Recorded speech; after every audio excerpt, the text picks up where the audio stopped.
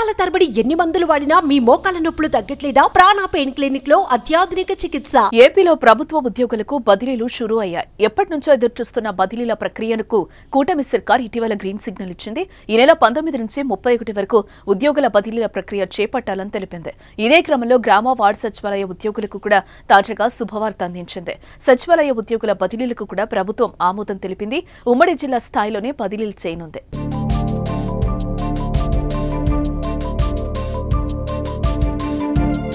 ఈ నెల 31వ తేదీలోగా వివిధ శాఖల్లోని ఉద్యోగుల బదిలీలకు ప్రభుత్వం అనుమతి తెలిపిన నేపథ్యంలో సచివాలయాల ఉద్యోగుల బదిలీలకు సంబంధించి శుక్రవారం మార్గదర్శకాలను జారీ అయ్యాయి.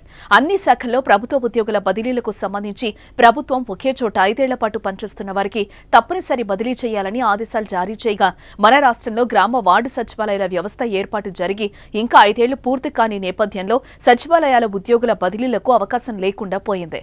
అయితే బదిలీ కావాలని కోరుకునే వారికి మాత్రం ప్రభుత్వం అవకాశం కల్పిస్తోంది. అలాగే అత్యవసర పరిపాలన అవసరాల రీత్యా గ్రామ వార్డు సచివాలయాల్లో పనిచేసే ఉద్యోగులను ఆయా జిల్లా పరిధిలోని ఏ సచివాలయానికైనా కలెక్టర్లు బదిలీ చేసే అవకాశం ఉంది.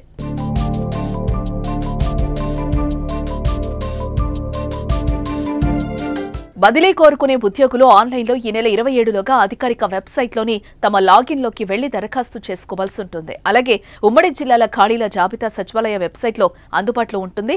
దాని ప్రకారం వారు బదిలీ స్థానాన్ని ఎంచుకోవచ్చు. ఇలా దరఖాస్తు చేసుకున్న ఉద్యోగులకు సంబంధిత ఉమ్మడి జిల్లాల పరిధిలో వేర్వేరుగా ఈ నెల 29, 30 తేదీలో కౌన్సిలింగ్ నిర్వహించి బదిలీ చేస్తారు. కౌన్సిలింగ్ సమయంలో తప్పనిసరిగా ఉద్యోగి హాజరు కావాల్సి ఉంటుంది. ఏవైనా అభ్యంతరాలు ఉంటే ఈ నెల 30వ తేదీ నుంచి కలెక్టర్కు వినతి పత్రాలు ఇవ్వచ్చు. మ్యూచువల్, స్పౌజ్, మెడికల్, విభిన్న ప్రతిభావంతులు, వితంతువులు, గిరిజన ప్రాంతాల్లో 2 ఏళ్లకు మించి పనిచేసిన వారు బదిలీకి అర్హులని ప్రభుత్వం పేర్కొంది. 50 ఏళ్లలోపు వయస్సు ఉద్యోగులనే గిరిజన ప్రాంతాలకు బదిలీ చేస్తారు.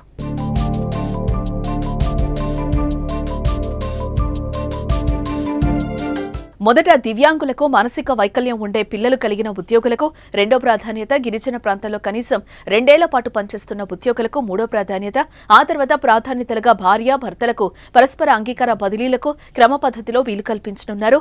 గ్రేడ్ 5 పంచాయతీ కార్యదర్శులు, డిజిటల్ అసిస్టెంట్లు, ఇంజనీరింగ్ అసిస్టెంట్లు, వీఆర్ఓలు, వెల్ఫేర్ అండ్ ఎడ్యుకేషన్ అసిస్టెంట్లు, ఉద్యానవన అసిస్టెంట్లు, ఫిషరీస్ అసిస్టెంట్లు, వెటర్నరీ అసిస్టెంట్లు, మహిళా పోలీసు ఉద్యోగుల బదిలీలకు జిల్లా కలెక్టర్లు అధికారులుగా వ్యవహరిస్తారు.